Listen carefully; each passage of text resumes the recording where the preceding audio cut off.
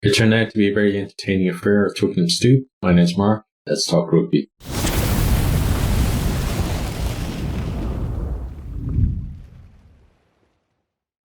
Sharks got the perfect start.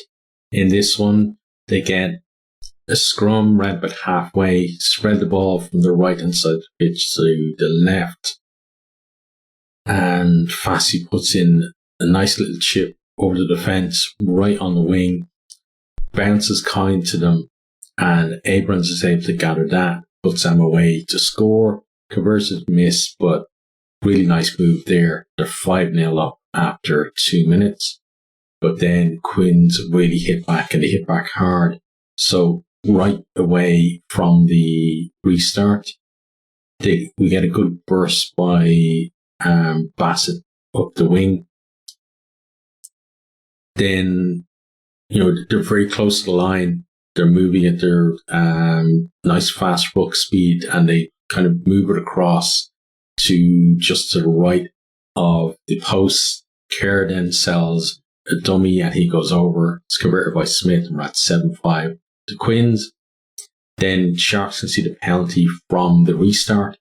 Quins come back again. They kick up the line. They get the line out, attack straight from the line out.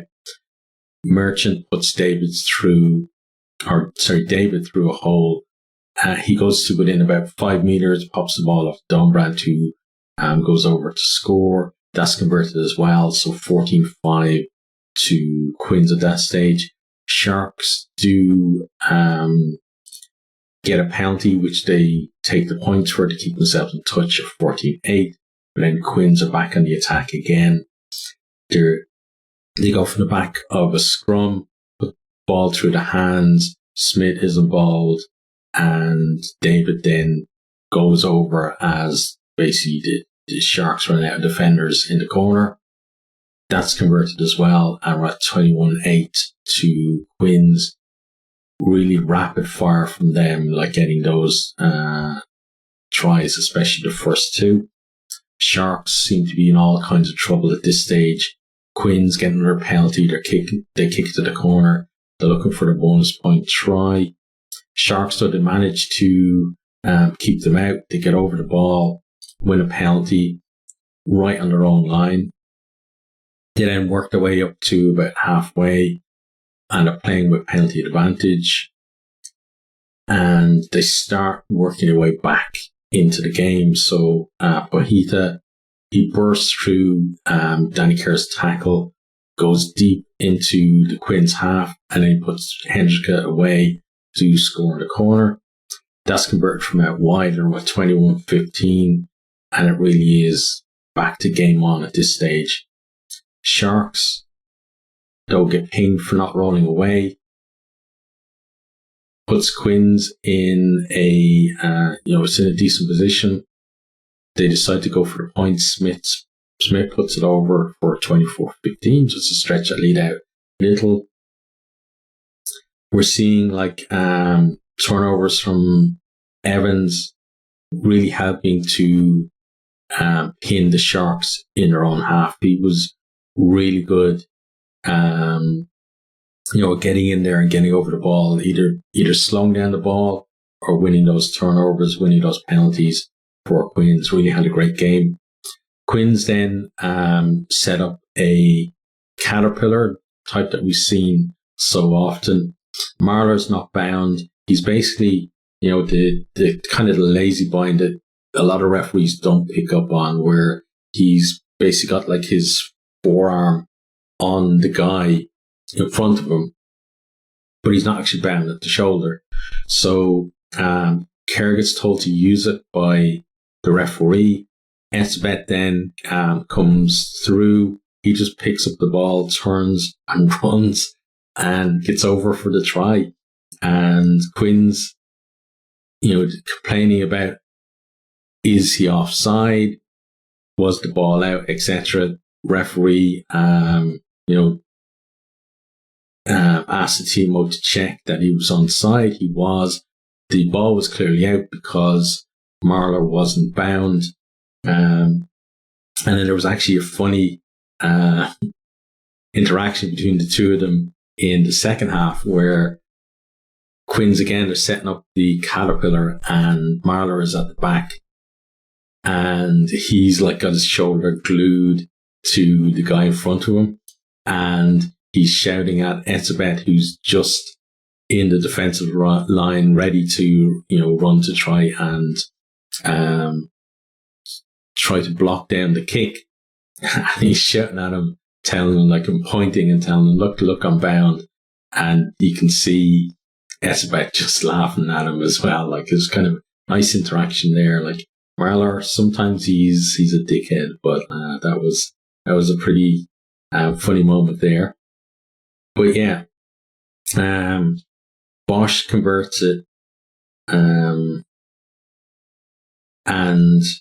we're at 24-22 then, and that's a halftime score there. So really close game at that stage.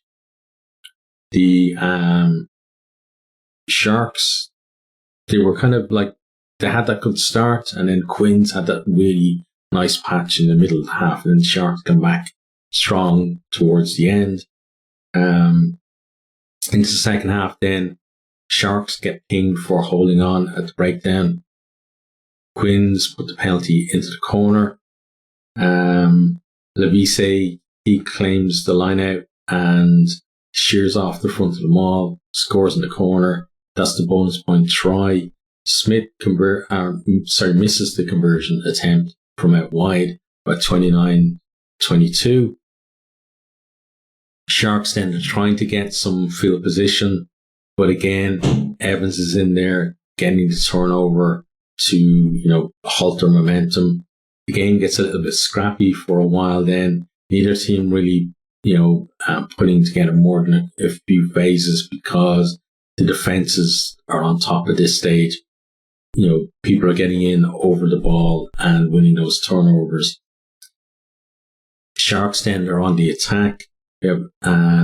Abrams puts in some really nice footwork, sides through some Quins defenders, and he puts a kick through. But David is first to the ball for Quins. He counters, kicks over, and then gathers the ball to score. It's a really nice score. There was actually some very nice tries in this game. That's converted for 36-22. The Sharks, again, they're trying to respond, but it's a little bit disjointed. They're getting in good positions, but it's been spoiled by kind of sloppy knock-ons and things like that, and just not being accurate really. But they come back again. They have pressure on the Quins line. Quins are conceding penalties. They put one of the penalties into the corner. The Maul's making good progress, but Quins are able to get in and disrupt. Sharks then try to spread the ball, but they get turned over. And Quins are able to lift the siege. Then Quins back on the attack again themselves. Murley shows great strength to break a tackle. Then he steps a couple of defenders. Really good pace then to get deep into the 22 before he gets hauled down. But the move breaks down. Quins just can't put it away, but they did have advantage. So Smith then slots the penalty for 39-22, and they're kind of at that stage feel like they've got the game won. Sharks again, though, they're getting themselves into decent positions, but it's not working out for them. But finally, they do put it all together. We have a nice offload from Etzebeth in the move, and Bogita goes over in the corner. That's their bonus point try. It gets converted number 39-29. But then we have a message from the TMO because the ref comms are down, so we put a delay while they fix the referee's comms, and then the TMO tells him that he actually has to check. So what happened was that before the break that leads to the try. A Sharks player was basically tackling on the floor, like reached out with a ruck and grabbed somebody's leg and held them in. That wasn't part of the ruck that stopped them from making a tackle. So the try is chalked off, and it's a penalty to Harlequins, but we were actually playing advantage for a penalty to the Sharks, so we go back for that one first. So Sharks then use the penalty to get themselves into decent position. They're going through the phases, but again, this time it's Steele who gets over the ball and wins the turnover penalty for Harlequins. Williams decides to go quickly for another penalty to the Sharks, and they're coming back again at Quins. They really are applying pressure and looking to get that bonus point try, because that extra point that they get from that is, could put them in a decent position at this stage. They didn't know how things were gonna come out with the other games that were going to be played later in the day, in the day and the next day as well. But they put a decent move together to get Fassi over in the corner. This time the try does actually stand. It's converted. We're back to 39-29 again. Quins then have like the final say in the game, or they try to at least. So the clock is in red. They have a penalty to go to the corner. But the line out was poor. The ball goes loose and it gets knocked on.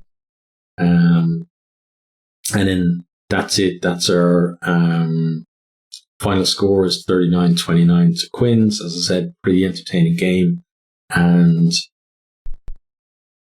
for Quins, they did what they needed really to qualify in that one. They really gave it their all and played some really good rugby in there. Against maybe a stiffer defence, they might find, they might come up with a little bit more trouble, but, they still played some decent rugby, and I can't see them changing the way they play, no matter who they're playing in the knockout stages. Sharks, they got the bonus point that they were looking for. Basically, they were looking for the bonus point to try and get a home draw. But